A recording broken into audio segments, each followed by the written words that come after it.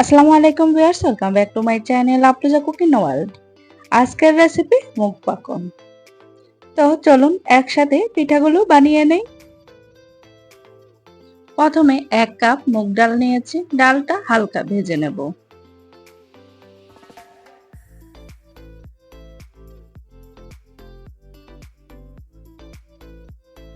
ডাল ভাজা হয়ে গেছে, এখন ধুয়ে পানি দিয়ে সিদ্ধ করে নেব। এখানে আমি 1 কাপ ডালের জন্য 4 কাপ পানি নিয়েছি। এই পানিতেই ডালটা একদম সিদ্ধ হয়ে যাবে। ডালটা যখন ভালোভাবে সিদ্ধ হয়ে গেছে, আমি ব্লেন্ডারে ব্লেন্ড করে নিয়েছি। আপনারা চাইলে ডাল ঘুটনি দিয়েও করে নিতে পারেন, তবে আমার কাছে মনে হয়েছে ব্লেন্ডারে ব্লেন্ড করে নিলে ভালো হয়।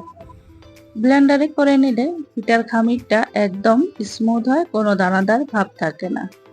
এখানে হাফ কাপ দিয়েছি লবণ। ডালটা ভালোভাবে ফুটে উঠেছে। এখন এখানে 2 কাপের মতো দিয়েছি শুকনো চালের গুঁড়ি।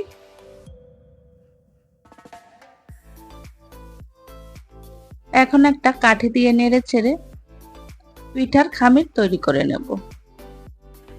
খামিরটা রেডি হয়ে গেছে। এখন গরম অবস্থায় ঢাকনা দিয়ে ঢেকে রাখবো প্রায় 10 মিনিটের মতো।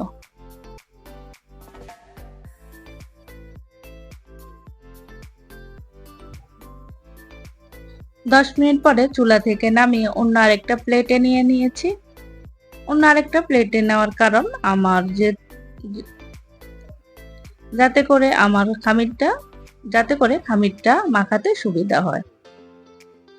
হাতে আমি পানি নিয়ে নিয়েছি, পানি দিয়ে খামিরটা তৈরি করব, কোনো রকম তেল বা কোনো কিছু এখন দেব না।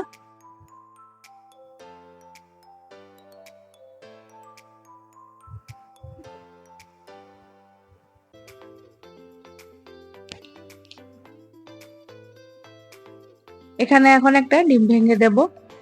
অনেকেই মনে করতে পারেন ডিমের যেই আষ্টে গন্ধটা আছে পিঠা থেকে হয়তোবা ওই আষ্টে গন্ধটা আসবে। আসলে কিন্তু ডিমের কোনোই গন্ধ আসবে না। ডিমটা খামিরের সাথে ভালোভাবে মেখে নেব।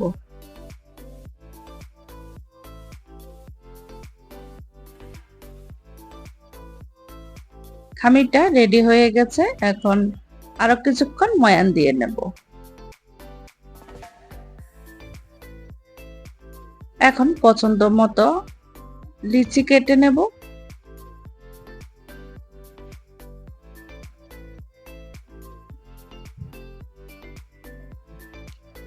এখন একটা ছোট্ট রুটি বেলে নেব।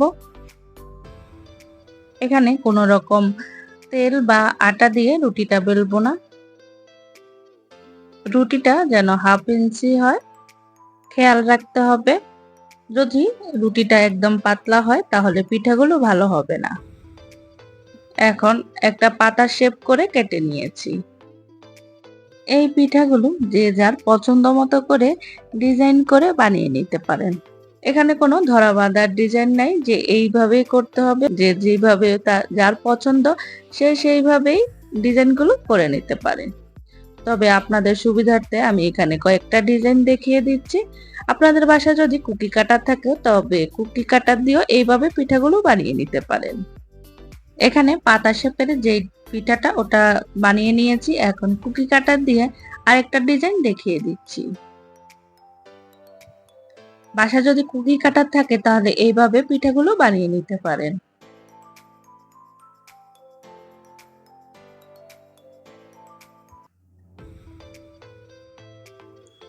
আপনাদের বাসায় যদি মোটা এইরকম ফলি থাকে তাহলে এই বানানোর সুবিধার্থে ফলিগুলো ব্যবহার করতে পারেন। পিঠার নিচে পলিগুলো দিয়ে বা পিঠাগুলো বানিয়ে নিলে পিঠাগুলো ঘোরাতে সুবিধা হয়। দেখুন আরেকটা ডিজাইন হয়ে গেছে। এভাবে চাইলে আপনারা আপনাদের পছন্দ মতো পিঠাগুলো তৈরি করে নিতে পারেন। দেখুন সাইডটা আমি একটু ডিজাইন করে দিচ্ছি।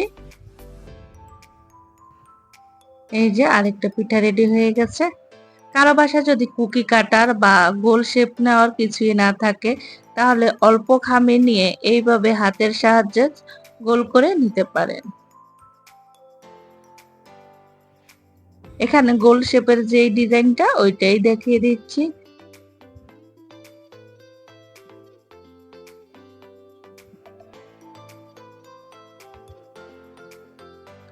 একদম সহজ যে ডিজাইনগুলো ওগুলি আপনাদেরকে দেখিয়ে দিচ্ছি। যারা একদম নতুন তারাও খুব সহজে পিঠাগুলো বানিয়ে নিতে পারবে।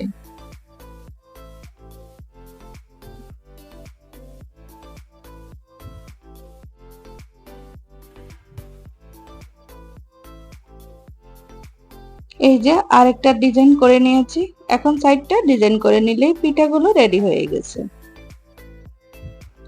একইভাবে সবগুলো পিঠা তৈরি করে নিয়েছি। এখানে 1.5 কাপের মতো নিয়েছি গুড় আর 1.5 কাপের মতো দিয়েছি পানি। এখন গুড়টাকে গলিয়ে নেব।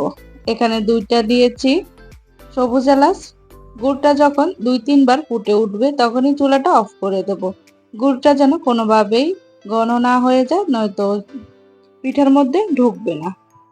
চুলার তেল বসিয়ে দিয়েছি, তেলটা গরম হয়ে গেছে। এখন এক এক করে পিঠাগুলো দিয়ে দিচ্ছি।